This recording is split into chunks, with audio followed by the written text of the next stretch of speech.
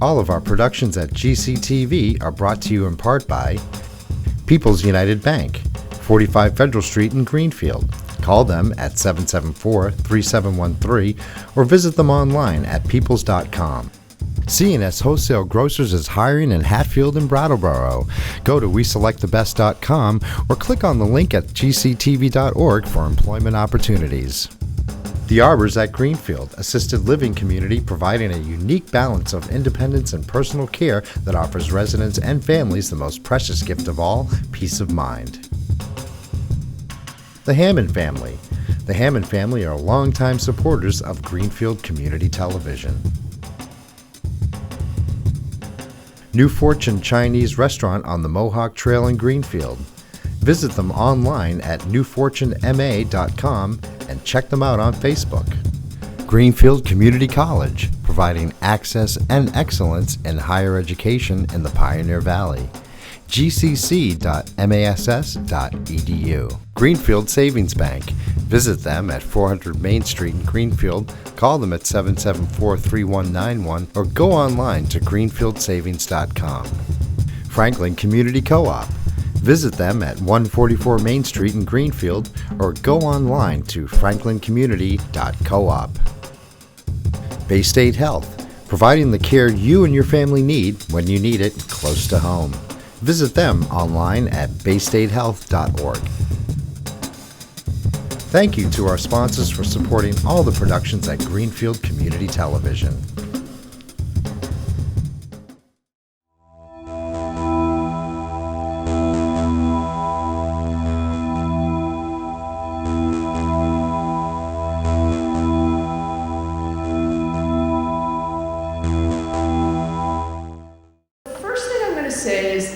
This slide here, that addiction is a brain disease and it matters, comes from 1998. It was a relatively impactful article. People were a little bit surprised by it. At that time, it was based on 20 years of research. The point of this being that the research done on the brain and the way that addiction damages the brain is really new stuff. And I'll tell you, I think we know about 20% of the story.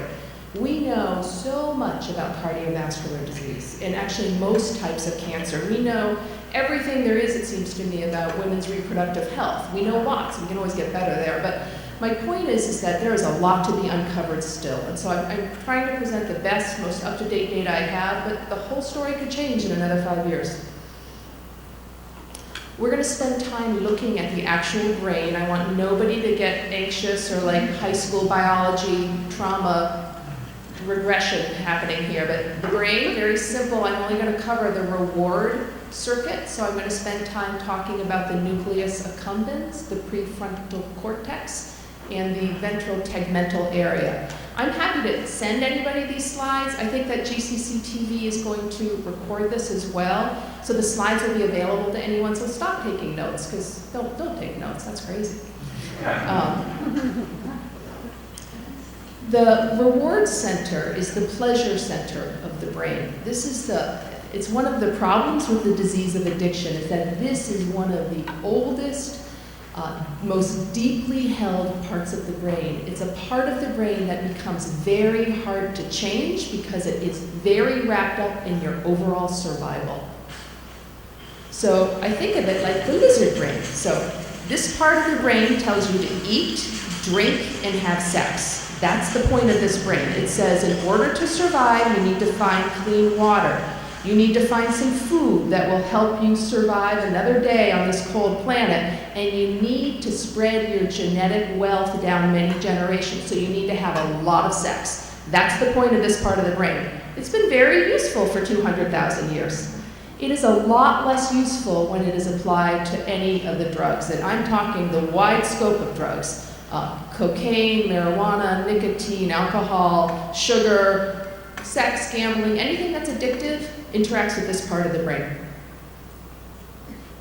So the reward circuit, again, I covered the fact that what we're mainly talking about is the prefrontal cortex. That's the part of the brain that teenagers haven't developed till they're 24, right? It's actually the brake side of the brain. It's the thing that says, oh, I should slow down. But when you're a teenager, it's all about putting on the gas and pressing down on the accelerator. So the prefrontal cortex is not developed in the younger brain. interacts with the nucleus accumbens in the ventral tegmental area. The problem is the amygdala and the hippocampus. And if you look at where those little colored lines go, those colored lines represent neurotransmitters between all of those spots. They all connect to the hippocampus and the amygdala. And the hippocampus and the amygdala modulate memory and emotion. So again, here you have this incredibly deep survival part of the brain, your most ancient part of the brain, and it interacts with emotion and with memory. So you can imagine if you were a child, let's say, with terrible trauma, and in fact, that part of your brain is constantly activated with negative emotion and sadness and grief and getting triggered of a sense that I am vulnerable all the time and no one is there to care for me, you would want to shut that down. And there is nothing that will numb you up better than drugs and alcohol. That's why a lot of people with a history of trauma will turn to drugs and alcohol. And there's a very high correlation between addiction and adverse childhood events, and we're going to spend some time talking about that. But it's also the reason why walking into a place that you have always known, the place where you used to score your drugs, or literally for one of my patients, the Wendy's bathroom, just the smell of Wendy's makes him want to use so badly because it has a very positive emotion for him and it feeds into that memory circuit. So that sense of seeing the same things or sensing a smell or going back to your old neighborhood in Northfield where you used to use, it is very hard to return to that neighborhood again and in any way be able to be sober. Again, you're seeing why it is when you look at those pathways. So I'm not going to spend tons of time on serotonin, but there's two main chemicals in the brain that make you feel good. Serotonin, right, its levels are low when you're depressed or anxious. It's why we use SSRIs or selective serotonin reuptake inhibitors to help with depression. But also dopamine. Dopamine is that drug that makes you feel awesome. So the dopamine pathways run exactly in those three areas. I'm not going to quiz you, but the VTA, the nucleus accumbens, and the prefrontal cortex. And they manage reward, euphoria, pleasure, compulsion, and perseveration. Because guess what? 100,000 years ago, you needed to perseverate about how you were going to get food, water, and have sex. It makes sense. You really want your brain to be compulsive about it, because otherwise you wouldn't have survived. But apply that to drugs. You know, people act, and it's not just people who are ignorant. It is people who actually are ignorant, but people who sadly are governors of states. Let's take the state of Maine. They act as though it is just a weakness of character, right? It's a moral failing because they seem unwilling to educate themselves about the fact that part of the compulsion and the perseveration, sitting at the Franklin County House of Correction, you could be there for a year, but a lot of that year you're thinking about what it's going to be like to be free and out of that place, and thinking again and again about what it would be like to either light up a cigarette again, even though you've been off your nicotine for a whole year, or actually shoot up again. It's part of that brain that gets triggered. Again, if we could have chosen drugs and alcohol to work in anywhere else in the brain, that would have been much better than where it lands. It lands again in this deepest part of your brain. It's very hard to repair.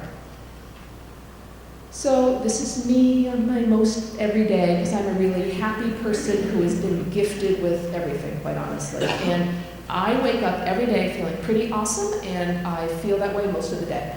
I have really high dopamine levels. I think at a baseline, that's just who I am, and I think there's other people in this room who feel that way too. Having said that, we know lots of people who don't feel that way. And I have patients who are like this. I may have a kid who's like this, but they are sort of glass half empty, a little bit like Eeyore, and their dopamine levels at a baseline are just on the low side. That's who they are.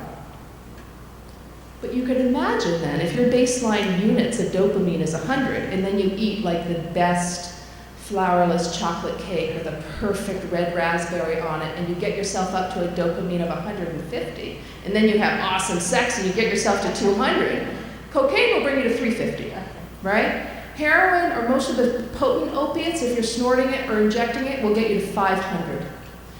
And then you use methamphetamines or crystal meth, and you get between 1,200 and 1,300 units of dopamine. So the question is, why the heck aren't all of you out, like, using some methamphetamines right now? Because that's awesome, right? Why aren't more of us trying to get more dopamine in our brain because it really works, right? For a little while, it looks just like this. So I'm not going to torture you with these slides in great detail, but I am going to show you a couple slides that actually remind you why it is that some of these drugs work on dopamine. It's all a simple equation. It has to do with what your amount of dopamine is available. It has to do with how many receptors there are to receive the dopamine, and the third component is time. When you add those three things up, it's why my dopamine levels are high. I've got something along that equation that's running pretty nicely. Maybe I have all three at a slightly higher level. So the way cocaine works is it allows time to be longer. So it gets rid of the component of the neurotransmitter that recycles cocaine, so it sits in that little synaptic cleft longer. So cocaine prolongs dopamine being there. That's why cocaine works. Heroin is a slightly different pathway, but at the bottom end of the day, what it does is it just produces more dopamine in the body. I'm not going to do this for all drugs, but most every single drug is increasing the amount of dopamine in your brain. The problem with the dopamine of 350 or 500 or 1300 is the brain thinks that is crazy, right? It is not meant to ever be that much dopamine in your brain. Your brain is supposed to maybe get a peak of 200, right? Great sex plus chocolate cake. Maybe you got yourself to 220. I have no idea. But the point is that when the brain starts to see these huge levels of dopamine, it says something's wrong here. I need to quiet it down. I need to turn down this very loud volume. So I'm going to do one of three things. I'm going to stop producing dopamine, I'm going to take away the receptors for dopamine, or I'm going to increase my recyclers. So I'm going to suck the dopamine back out of the synaptic cleft faster. That's what the brain does to fix that loud level of dopamine, and it does it universally. Nobody gets high and stays high for years on end. Right? People will say, I had the best 3 or 6 months of my life, and then it was over. So again, that top chart, normal baseline, you have an orgasm, you return to your baseline. With somebody with an addiction, you have a baseline that's a little bit different, you get high, you crash way down, way below where you ever wanted to be.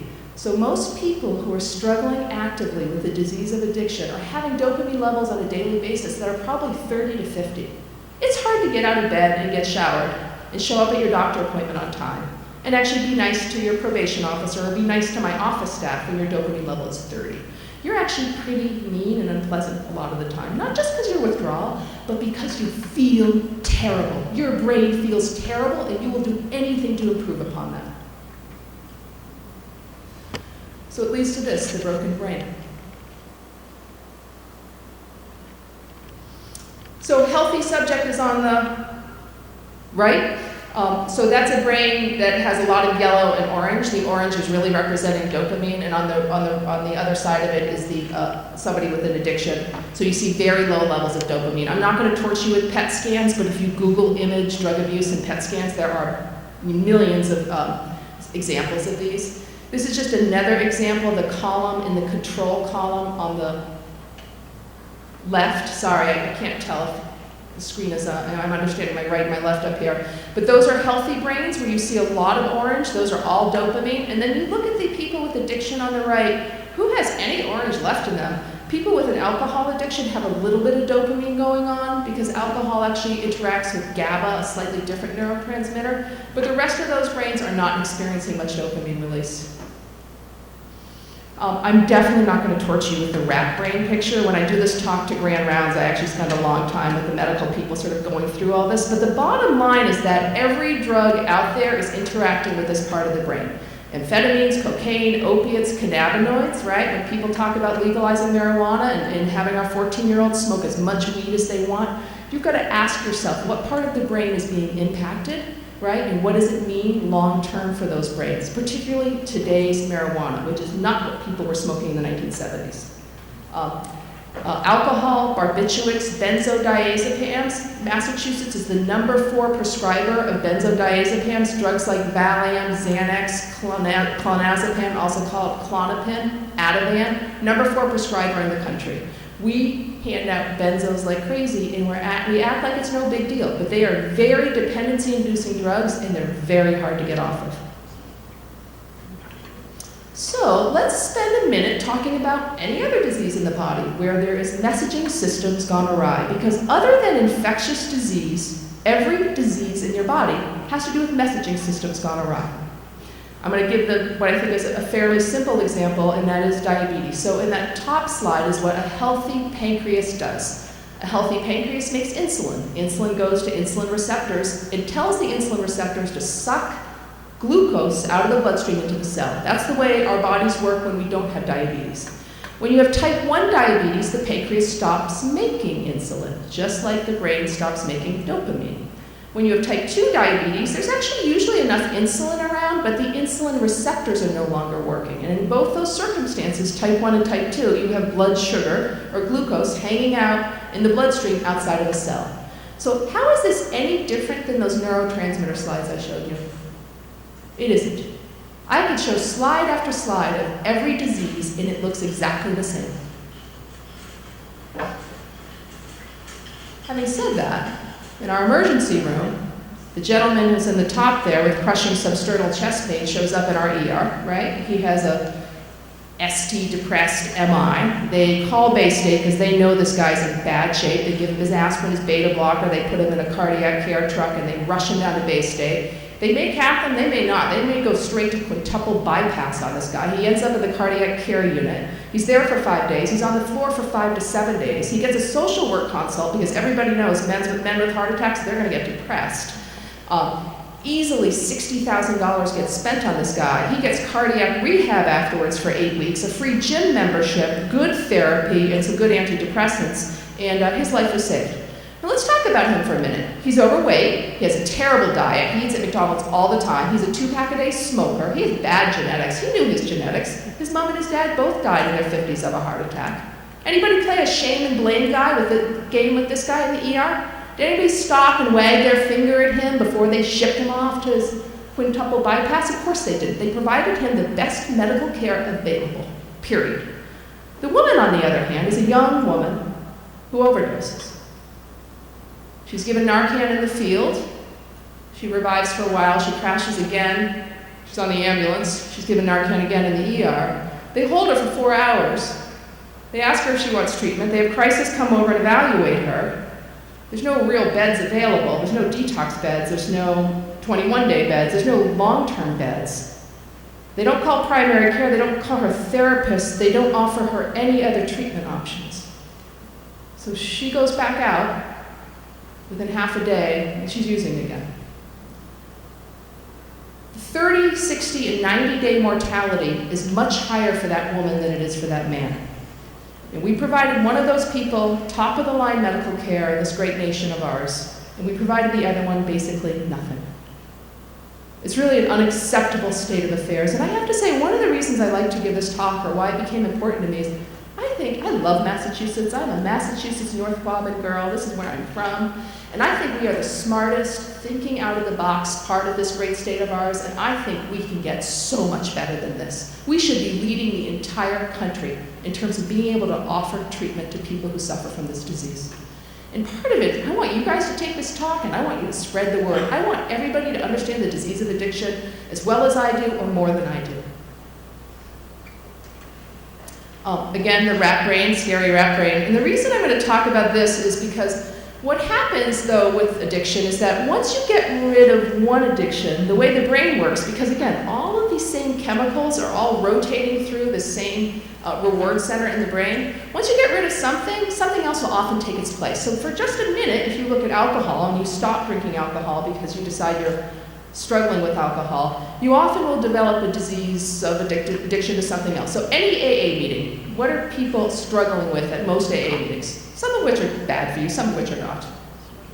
Smoking, right? There's a high preponderance of nicotine abuse, okay? What else is there? Coffee. Caffeine. Caffeine is an addiction. Is it terrible for you? No, actually caffeine is probably good for you. The studies look at 4 to 5 8-ounce cups a day as being actually healthful, longer, lowest rates of mortality with 4 to 5 8-ounce cups a day. So caffeine is an addiction that I guess could lead you down the bad path if you really, really, really drink too much, but for the most part it's not that bad. And then the third one that I think of, sugar. Wow, you guys are good. So there's your little sugar addiction, gambling addiction, sex addiction. The addiction could be anything that you want it to be. And I'm going to just put this slide up. I'm not going to go through this slide. This is the American Society of Addiction Medicine's definition of addiction. It's way too long, but what I want to point out is that genetics account for 50% of addiction development. So the average parent who's struggling with an addiction, whether it's to alcohol or something else, 50% of the time that will be passed on to their kids. There is no disease you guys could name that has that level of genetic predisposition. Nothing. I mean, people act like breast cancer is that genetic. Like 3% of breast cancer is truly genetic. That's very low rates, but 50% with addiction. A history of trauma or stressors that overwhelm an individual's coping abilities. That's very, very common with this disease. Often the presence of a co-occurring psychiatric illness. When you ask the average teenager, like, why did you start? They'll often say, I felt so terrible, I was so depressed, or my anxiety was so bad that this is the thing that made me feel normal. And then the final is just the impaired executive function, so that perception, learning, impulse control, compulsivity, and judgment are impaired. It's part of the disease. So we can all get really mad at somebody who relapses, or you can take a deep breath and say, wow, this is part of the disease, and I'm going to work with it. So I actually always use the short version of my definition of addiction: compulsive use, loss of control, continued use despite harm, and having cravings. Somebody, when I walked in, talked about the article that was in the paper. I only wrote that article because the inmates of the Franklin County House of Corrections and GCC professors wrote such a fabulous article that I just wanted to chime in. But one of my friends back there said, the best line of that letter was the fact that you said addiction is a pediatric disease. And I actually think that most pediatricians probably, they wouldn't argue with us on this one, but they kind of don't really want to have to own this because it's a big thing to own. But look at where the numbers start to climb. So age of first use of alcohol is the blue line, nicotine is the red line, and marijuana is the green line. And it's really starting at age 10 and 11, it starts to climb. A lot of people I work with who really, really struggle, whether it's at the House of Corrections or it's my own practice, they started using their first drug at 7, 8, or 9. And I'm not talking small amounts. They started drinking vast amounts of alcohol, vast amounts of marijuana or nicotine at 7, 8, and 9, right? That's 3rd, 4th, and 5th grade. So look at how high those numbers get in those adolescent years. And in fact, all addiction starts in adolescence. And I say that with one caveat being alcohol. There is a second peak of alcohol starting and becoming a problem, and that is men in their 60s. And so I don't laugh about that because it's not ideal, but it's sort of the post-retired guy who's at home and his wife's about to kill him. And that's not a good time to actually turn to alcohol, but it often can happen. Otherwise, 98%, if you're going to smoke, you start before 23 or 26. Done. If you aren't smoking by 26, you'll never smoke. So I am going to spend a little bit of time on ACE scores, partly because there's a lot of treatment people in this room. There's a lot of people who work with both adolescents, very young people, and the ACE scores, people in therapy know this term, right, ACE scores? Some people are nodding their heads. So Kaiser did a really great study in, I don't know what year it was. Maybe the 1990s. It could have been early 2000s. And Kaiser, as you know, they own California healthcare. They do amazing studies. They can do whatever they want. So they surveyed 19,000 kids, and these are white middle-class kids. And they asked 10 very simple questions. And the 10 questions I actually now administer to most of my patients because it helps me understand where they're coming from, and it helps me understand why I'm getting, why they're not doing better, why they're not actually managing their diabetes better or their hypertension better. This informs how it is I understand what's going wrong with them more than anything else I do. And so I'm not going to read all of these questions aloud. I'm just going to read some of them, but did a parent or another adult in your household often or very often push, grab, slap, or throw something at you? Did you often or very often feel that you didn't have enough to eat, had to wear dirty clothes, and had no one to protect you? Or that your parents were too drunk or high to take care of you, or take you to the doctor if you needed? This is a list of 10 things that none of us would want to have happen to our children. Not a single one of these things. We will work to the ends of the earth to protect our children from this, but if you actually perform this little quiz, 10-question quiz on yourself, I'm not going to be surprised if lots of us in this room score on this, and some of us actually score quite high. Because this is a measure that looks at abuse, neglect, and household dysfunction, and what it means long-term in terms of health outcomes. It has very, very high prediction for chronic pain, For addiction, it has very high prediction for heart disease, cancer, just mortality overall, like an earlier death rate by 7 to 10 years. The study blew people's socks off because no one paid attention to the terrible things that happened during childhood and what it means for you and your body and your brain for the rest of your life. If you take a child and make them fear for their lives, make them wonder who's going to feed them, who's going to be home to take care of their baby sister, you will take a child to living under a tremendous amount of stress, and that stress in their body can often set them up for a lifetime of disease. And as you can imagine, when I was talking about the memory, the amygdala and the hippocampus, memory and emotion, you can imagine a tremendous amount of negative emotion hooking into bad memories and wanting to escape that, doing anything you can to run away from that. So if you don't, look up the ACE score on your smartphone. It's a really interesting thing. The CDC has a huge component of their current healthcare plan focusing on adverse childhood events. And for those of you who are in healthcare or in treatment, you should do ACE scores on like everybody. If you're delivering babies, you should find out what happened to people's lives. One of the ways I find them most helpful is when I sit with somebody who's struggling with chronic pain, let's say, and they score a 7. I sit there with them, and I often had no idea what had happened to them as a child. I'm horrified. I move to tears every visit because it's so upsetting. But I also look at them and say, I also know you're a great father, and you will do everything in your power to ensure that our children are not subjected to that. And for those of you in this room that work on protecting our children's lives, this is one of the most important investments we can make. So which came first, right? Are people born with low dopamine levels? Do we put them into miserable, stressful situations where their dopamine levels get altered, or where actually we need to quiet down that amygdala and hippocampus because we can't bear the emotional pain that we suffer in? The truth is I have no idea, right? This is going to get figured out over time. I do think some of us, we know genetically are predisposed, but I think you could take the perfect genetics and you could screw it up with a terrible environment. You could have a perfect environment and have some genetics play. It's a complicated story. I covered this a little bit earlier. One of the other things I want to say about transferring addiction, the other place we see it a lot, is for people who have a food addiction. So women in particular, less so for men who have had gastric bypass surgery, often develop an addiction to something. They'll often start smoking. They'll often get addicted to their opiate pain medicines. It's one of those things for those of us that work with people who've had gastric bypass, you've got to be paying attention. You should be paying attention to it all the time. When you're helping somebody with their disease of addiction, you should be asking yourself, where's it going? What else is happening? Do I care that they're becoming an obsessive marathon runner? Maybe not. I mean, I do. I love it when my people end up at the gym and they're working out a couple hours a day. I don't want them to go over the top, but give me a couple hours of exercise a day. Who doesn't want that? So I want to make this point, and I can't make it enough, but drug dependence is a chronic medical illness like every other chronic disease. And there was a day a couple weeks ago where I had 2 women come in, actually a guy and a woman. They'd gone off all their diabetes medicine, they'd stopped their insulin, their hemoglobin A1C was in the toilet, they're spilling sugars, they're ketotic, they're train wrecks. And I'm like, wow, what happened to you? How did you stop your insulin? And they told me their stories, and what did I do for them? I got them free insulin, I got them needles, I had a diabetes educator come down, I'm working coupons at the pharmacy, I'm doing everything I can to recognize that for some reason they fell off the wagon and they stopped their insulin. I didn't shame them for it. But my last guy of the day, he'd been doing great for 9 months, he was my gold star guy, but he'd relapsed, and the truth is, I was disappointed. I was upset with him because he had been my gold star for 9 months. And 9 months, for some reason, with the opiates, is this place where I often find that people fall off again.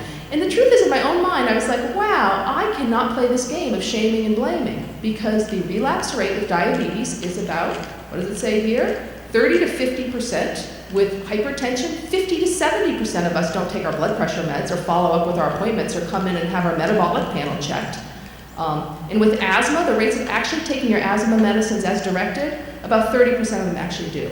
So how is addiction any different a disease than all of these other chronic medical diseases where people struggle because it is hard? It's hard to manage your diabetes. It's hard to go out and lose weight, right? It's hard if you're a kid and you're a mom who hates sitting there with that stupid little inhaler and forcing your kid to sit still long enough to take it. So I find this to be a very helpful slide when I'm trying to convince primary care providers to recognize that this disease is like every other disease they take care of. It's challenging work. The most important thing is length of treatment, and I cannot say that enough. The research is unequivocal. Good outcomes depend on adequate treatment length, period. So the normal brain is that top PET scan, so lots of nice yellow and orange, looking so happy. And then you look at 10 days of abstinence, and this is specifically in this slide, it's cocaine that is being looked at. So you see 10 days, there's not a lot of light up there, but then you look at 100 days, so that's over 3 months of abstinence. Those bottom brains, they don't look very good. Nobody in this room wants one of those bottom brains. The problem, though, that we have with the opiate epidemic currently is that we are applying the same rules with alcohol addiction to opiates. So we're going to admit you to the hospital or into a detox. We're going to give you some meds so you don't have a seizure or enter into the DTs and possibly die. We're going to give you 3 to 5, maybe 7 days of treatment for your detox like we do with alcohol, and you'll be fine. And the truth is, as we all know in this room, and we cannot say it enough, and I don't ever want another detox bed to be open. I don't want a single dollar being spent on detox for opiates because, quite honestly, there's no evidence supporting it, and what there is clear evidence of harm. You get people off their opiates just long enough that they come out, relapse, and are gonna die. It is the worst thing we can do for people. You could name it something else. You could say, I'm gonna hold on to your kid for the next 5 days till I can find them a better treatment plan. It's like just stabilization. So if everybody can stop using that word detox, or if somebody uses it, just tell them you're not detoxing them from anything. This is a process when it comes to the opiates that we're talking 9, 15, 24 months of time. It takes a long time to get better. Not that it takes a fast time to heal yourself from alcoholism either, but the acute medical detox really can be 5, 7 days, and then you're going to struggle with your disease for a lot longer than that. This is just an article because Europe's much better than we are, but one of the things I argue for all the time is a therapeutic community. In the perfect world, where we all just sit down together and write up our perfect world where people could get the best treatment possible, and the treatment that most of you would want for your kids, is you would pack them up and put them in a loving, safe place that was filled with multiple well-proven modalities to take care of them. They would also have medicine if they needed it, for medicine-assisted treatment. They would also have urine drug screen. They would have my sister being the tough nurse who managed them. They would have very specific, dialectical behavioral therapy, acceptance, commitment treatment, ACT treatment. This is all stuff that's happening in the Franklin County House of Corrections. It's being done very, very well. Acupuncture has been well studied for the disease of addiction as being helpful. Who's paying for acupuncture, right? That's not happening. Should it? Of course it should. And peer-to-peer recovery coaches working together with others who are also struggling. In our perfect little house somewhere, and we'll need several hundred or thousand of these houses, people will live together and they will work to stay sober in an environment that is not at all familiar from the environment they were using, right? And so I always say it, I want to pack up all my kids and I want to ship them to Bristol County, and I'll take all those kids from Suffolk County. We need to shuffle people around, because returning back to where you used to use, it will not work. So, as with any addiction, there are medicines that can help you. So if you struggle with nicotine, there's a patch, there's a gum, there's a nasal spray. You can use bupropion, which is Wellbutrin. You can use varenicline, which I can't pronounce, but it's actually Chantix. I never use the generic on that one. So that's stuff that your doctor, if you smoke, has offered you. I hope they have, because we try to do that aggressively. So those are drugs that help replace the nicotine receptor in your brain, right? Everybody who smokes has been offered that. There's no shame in that. We want you to stop smoking.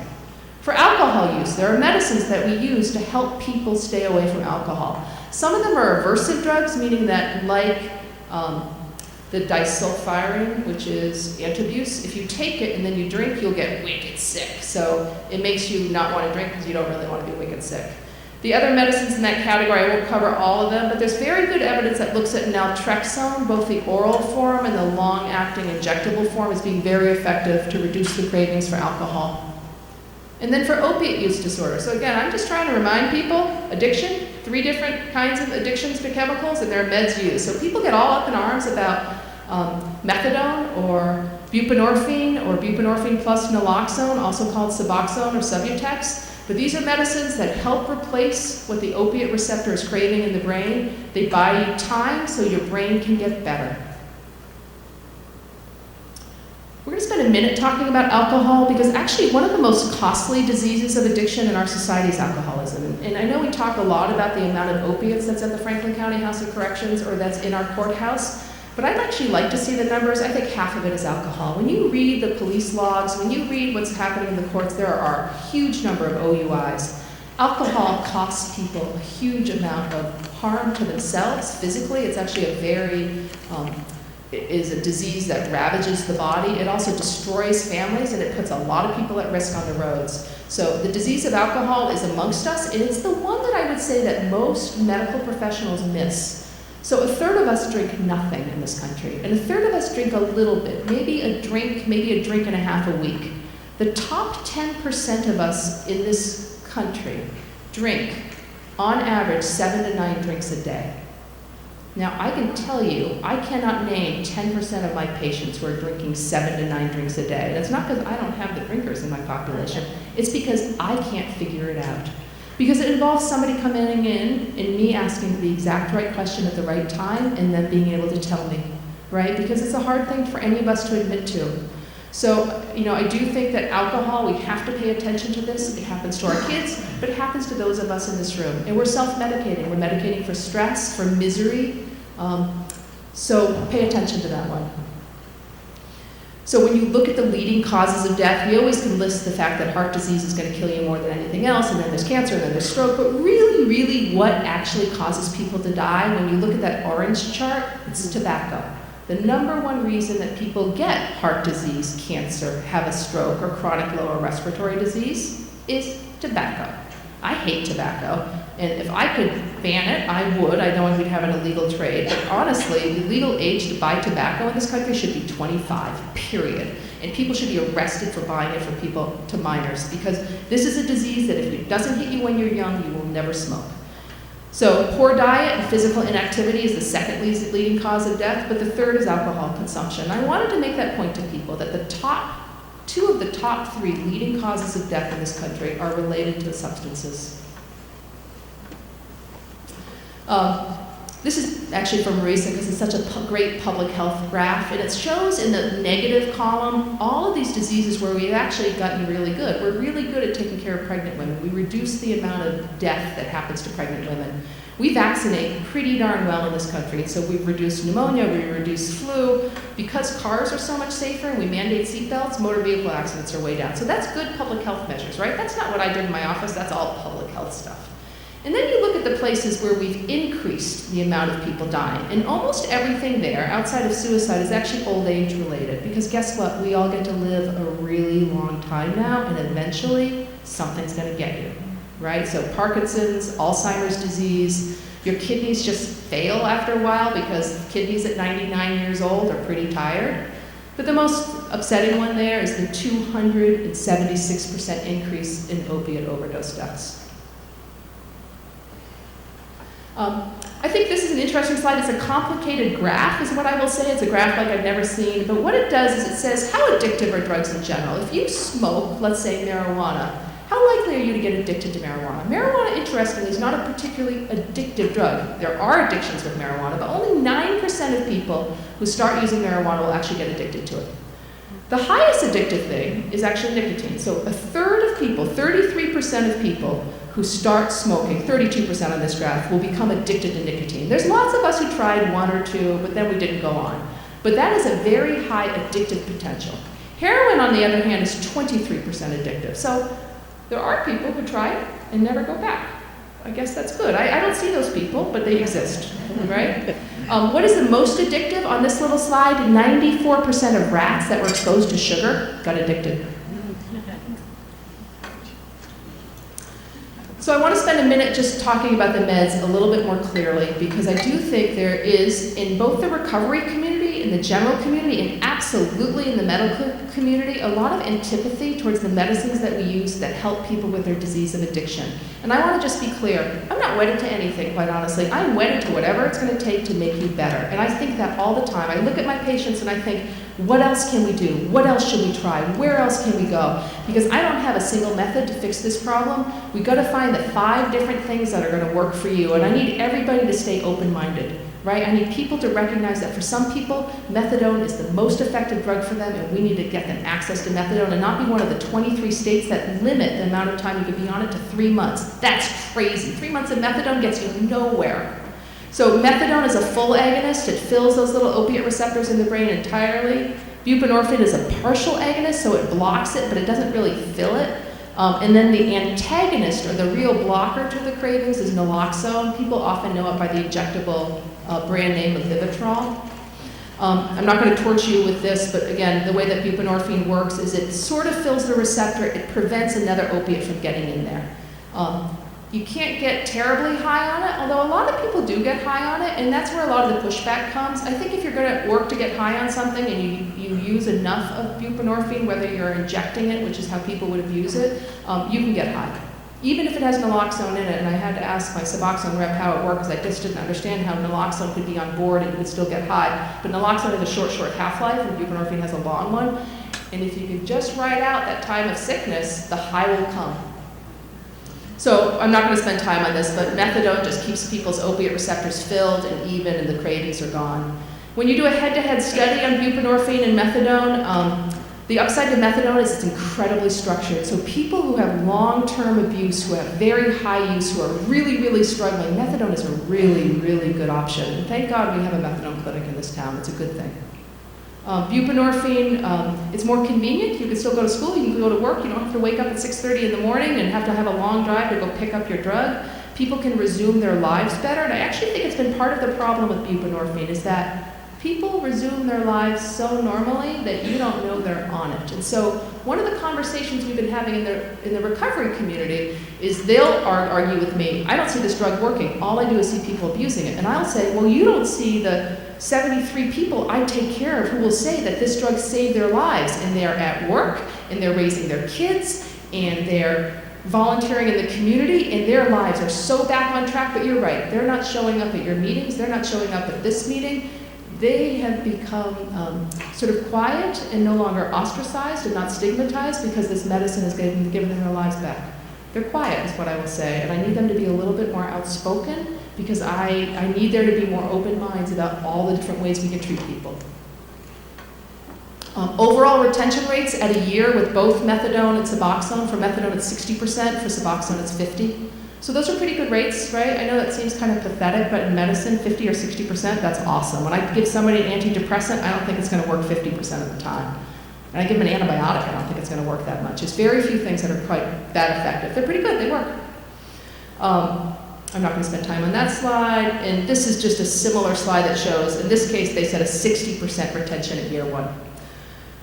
This is a study, and the reason I included it here is I wanted to spend a minute talking about that slide I showed you of the guy with the heart attack and the woman who overdosed. So this is a study that came out of JAMA just 4 weeks ago, and it came out of Yale, which is where I went to medical school, and I knew the people that ran this study. And what they did in their ER was a little different. They did it over 4 years, and ER people would come in and they would have had an opiate problem. Some of them would have overdosed. And the first group just had screening. The next group had screening and brief intervention, and the third group really had screening, brief intervention, and treatment. And what did they do with treatment? They said, hi, you're really struggling. I'm giving you a 7-day prescription for Suboxone, and I'm giving you a follow-up appointment with somebody who dispenses Suboxone. That group, at the end of 1 month, 80% of them were not using opiates, and they were actually using their Suboxone as prescribed. Now again, small study, I'm only looking at 1 month, but I can tell you it's a lot better than sending somebody out that door after 4 hours with no treatment plan in place. So my intention was to show this to the ER of the hospital because I was mad and I was excited about the study, but nobody from the ER showed up at my talk. So I'm going to have to hunt them all down. This is a slide that I love, and I'm almost done here. I want this to stay in people's minds. And this looks at sort of recovery in general, and it brings us back to that concept that I said earlier. The thing that works the best is time. Giving people time to let their brains heal, to let dopamine normalize again, because guess what? Unless you've been using drugs and alcohol for 30 or 40 years, I actually think those people maybe can't renormalize their brains because I do take care of some of those patients. But if you've been using for a much shorter amount of time than that, your brain can develop new opiate receptors. It can develop new recyclers. You can make more dopamine. You do it by making connections to people, by loving people, by taking care of your children and planting a garden, volunteering in the community, having a pet, working and feeling like you're an active person in society. That heals your brain, but it takes time for that to happen. So in this slide, what it shows is that 74% of people in the first year will relapse. That's just the way it is. So in the first year, you should expect 3/4 of the people to relapse. If people are able to maintain sobriety for 1 to 3 years, 66% of them will be able to hold that. A third will relapse. Once you get yourself to the 3 to 5 year marker, or specifically the 5 year marker, you get to 86% long-term recovery. So the rates of relapse are 14%. We need time on our side. We need time to help people heal. And so again, these public policy statements that I get from these insurance companies that said, oh, no, we're going to limit the amount of time you can use these medicines. You can use them for 3 or 6 months. And I'm thinking, who are you and what do you know about this disease to be telling me how long I can treat this person? And I fight like crazy with them, but they're the insurance company and they cut them off, and these drugs cost a lot of money. Or again, my example with many of the states in this country that limit the amount of time that you can use methadone. Right? We're talking people need to be living in a sober situation, particularly young people in sober housing, for months and months and months and months for them to get better. The upside I'm going to say about adolescents using drugs is they also recover. They really recover. They recover faster. I don't have any data to support me on that one per se, but in my clinical experience, the drugs that have been, the young people whose brains are still in active development and then get off the drugs, they truly get better back to fairly normal brains, and it's extraordinary. And that's where all of our efforts should be placed, is to help all of us get better.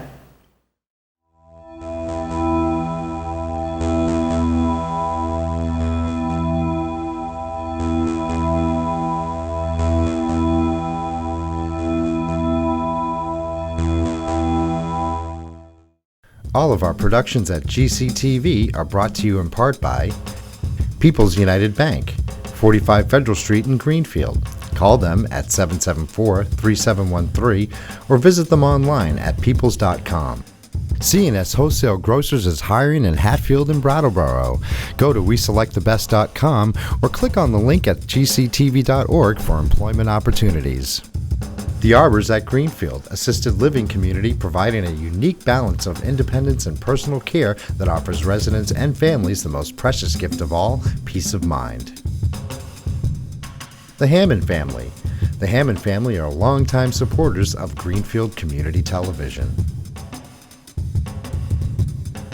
New Fortune Chinese Restaurant on the Mohawk Trail in Greenfield. Visit them online at newfortunema.com and check them out on Facebook. Greenfield Community College, providing access and excellence in higher education in the Pioneer Valley. gcc.mass.edu. Greenfield Savings Bank. Visit them at 400 Main Street in Greenfield, call them at 774-3191, or go online to greenfieldsavings.com. Franklin Community Co-op. Visit them at 144 Main Street in Greenfield or go online to franklincommunity.coop. Bay State Health, providing the care you and your family need when you need it close to home. Visit them online at baystatehealth.org. Thank you to our sponsors for supporting all the productions at Greenfield Community Television.